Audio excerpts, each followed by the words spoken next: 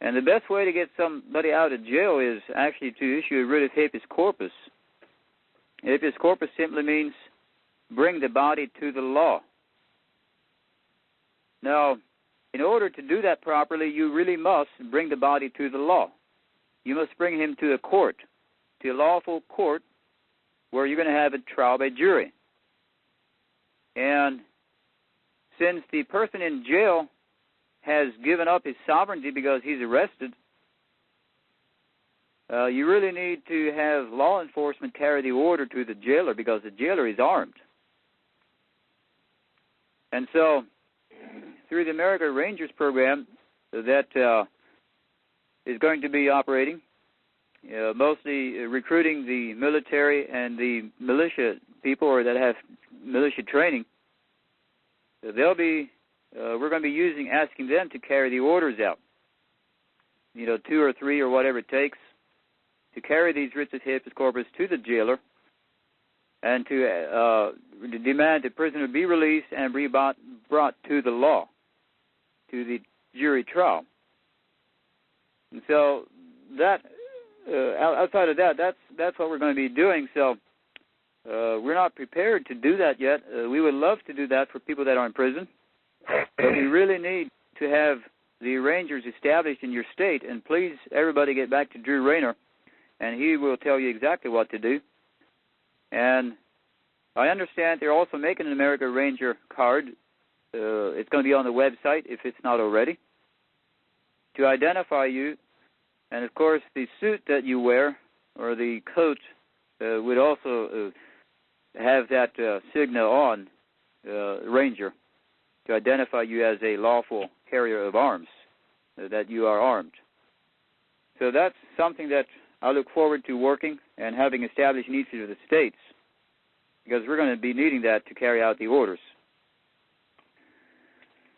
The differences in the 3 IDs, I kind of jumped that subject, didn't want to. The first ID is the travel warrant, and the next ID is the state citizen identification warrant. I don't want to throw anybody off in using the word citizen, because I understand we are all very much inclined to using the word sovereign, But you old folks got to understand that we are sovereign, that's correct. And we are a nation of sovereigns, kings and priests. Yet individually on the road as a sovereign, if some police officer arrests you and put handcuffs on you, you've lost your sovereignty. Right then and there, you've lost your sovereignty. The moment you're in handcuffs and arrested, you're no longer sovereign. So, identifying oneself as a citizen of a body politic, so to speak, is a good thing if you're the one that delegated power to that body politic. In other words, if you're a citizen of that which you yourself created and delegated power to, that is good. That is a good thing. Now, if you are a citizen of a state or of an entity that you didn't contribute or delegate any authority or power to or have no control over, that is a very bad thing. So the word citizen itself is not a bad thing. It just depends what citizen you are of. So being a citizen of a state body that you yourself created is good. It doesn't take away your sovereignty at all. So it is something that before the 14th Amendment was passed, everyone knew themselves as a state citizen. There was no such thing as a U.S. citizen. If you lived in Pennsylvania, you were a Pennsylvanian or a Pennsylvania state citizen. And likewise for New York and all the states, for that matter. So identifying yourself as a state citizen while dealing with these officials or even dealing with court issues wins half the battle for you in any court situation. The card speaks for itself. And if they can read the card, that's mostly all the paperwork you really need to file. In any court case, really. If you have a state citizen card and that phone number in the back is hot, it's active, there's live person on the other end, and almost any court case that you may encounter, you can actually walk in by special appearance. Special appearance is just simply walking in and saying, this is not the place to deal with this issue. This issue has been adjudicated to a court of record, and that you'll be here by special appearance, meaning that you're here to notify them that they don't have jurisdiction over you. And if you've got a state citizen card to demonstrate that, and if they read it back and front, you've just won the case. Now, it doesn't mean it's going to be easy. It doesn't mean that all of them will always listen. But most of the time, most of them will. And those that won't will hear from us then. So that is a very good investment, in my opinion, is to get your credentials in place, your travel warrant, and your state citizen identification warrant. And again, the state citizen card also has a guarantee in the back that if someone damages you or refuses you service, there is a guarantee that the party injuring you will be taken to court. And that's going to be our courts, the de jure courts. The third ID is an American National Card. That is a card that actually, the state citizen is the strongest identification card if you're actually with one of the free states, the free state republics. And American National, anyone that qualifies to be a state citizen actually also qualifies for an American National card. But not all American nationals would qualify for a state citizen card. An American National would be people that live within some territorial boundaries of the U.S., but maybe not necessarily within one of the 50 states of the Union. Now, it sometimes could be a stronger card to use, especially if you go or travel through the TSA, because they kind of recognize what an American national is. And the state citizen card, they don't really understand that, because we've kind of gotten away from it the last 100 years. I mean, we used to do before we invented TSA, but since TSA has been invented, that was after the 14th Amendment was passed, or, was put into effect by the corporation.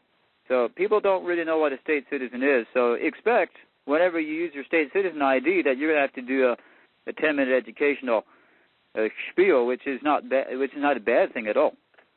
It's actually a good thing if you know how to talk. And then there's also special IDs for folks that the senators, the governors, the representatives, or people in the special fields or special national fields, or the justices, that can actually be ordered by special order. And so I'm happy to share that with you all, and I look forward to assisting all of you in your cases. And like I said, I've been getting a lot of questions on how to deal with issues and cases. And for right now, I have completely committed myself to getting this website material and the content written and finished for the folks that are putting it up and writing it, because we do want to get everything finished. There's a lot of stuff that needs to be written on the website yet, and it's got to be finished, this by the end of next week is the goal for over the Christmas holidays. And also because we got to have that finished.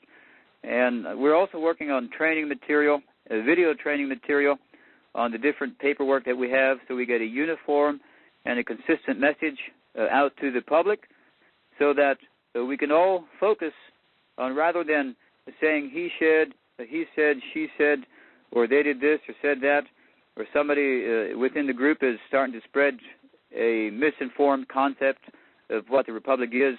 They can just go to the website, and the training material would train everybody the same way, and we don't have to spend so much time trying to do damage control for people that try to destroy. And we can just all go out there and start building the Republic. I kind of believe that's probably about it, Kelby, what I had to share. Unless there's some questions that come up or anything that I missed, you're welcome to ask about, Kelby. Well, I don't think you missed anything. As a matter of fact, I actually learned a lot. in listening to you tonight about the identification. I appreciate your wisdom, and I appreciate you having probably the first opportunity to present this to the TSA and to get through successfully. That is a huge feat, and just that little victory is basically what's going to start a major change in this country of recognition for the Republic. So I thank you very much for all the work that you've done in getting us to this point where we can actually have an ID, have our sovereignty, and really appreciate you, sir, as being a person right. Now, here. There's a couple things I may have missed. I did inform the TSA that he could expect over the next couple of weeks a whole bunch more of these cards. And, he actually, one of the last remarks he made was, I want to thank you, Mr. Peachy, for informing me the fact that there's going to be more of these IDs going through our system. That's actually the exact words he said. Now, what they're going to do... Can you repeat that for me?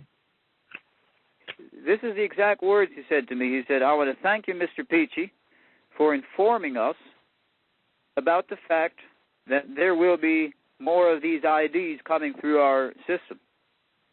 Good. Because I did inform him. I explicitly told him, I said, you will be seeing a lot more of these IDs. And so what he wanted to do was he wanted to take mine into their system and actually program it so I would have this hassle every time. I actually use it for travel. And, of course, when the phone number was... But the phone number is live now. So... And I would also like... Well, there's one more thing I forgot here on my paper, and that is the vacant offices. There's some of the states that are not on board yet, and there's some states that are on board, and some of the people have left. And I just wanted to tell you, it's handled very simply. If you're in a state that actually had been with the Republic, and some of them got jumped ship, and I get a charge out of this when people say that this or that state has left, and what do we do? Well, the state didn't leave. The Republic is here, has always been here. The framework in each of the states for a Republican form of government is here. You cannot take it with you. If you vote people in your office, a governor and the reps and senators, and they have joined the Republic, and all of a sudden they start going to do something else, and they say, well, George is no longer with us, that's not, I'm just taking Georgia as an example. That's really not true. The people in Georgia may not be with us, but Georgia is still here and is, again, ready to join the Republic if somebody steps into the offices.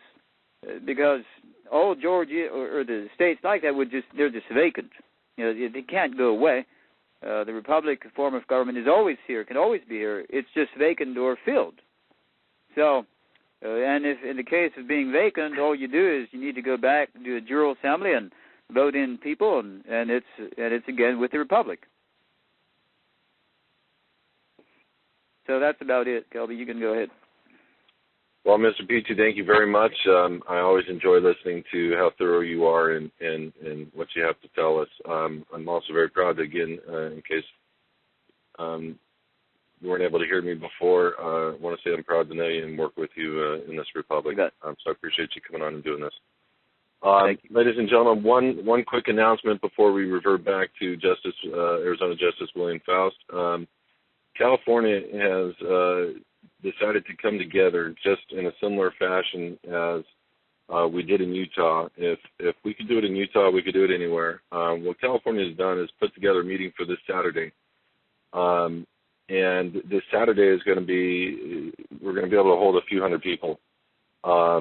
We've got sound, we've got a place. We're going to make an announcement formally probably tomorrow afternoon. We're going to invite you to come out between the hours of 11 and 7, and our goal is to seat Southern California, every county. We're inviting everybody up from San Diego, Imperial, San Bernardino, and Los Angeles and Orange County. We've already seated Riverside County.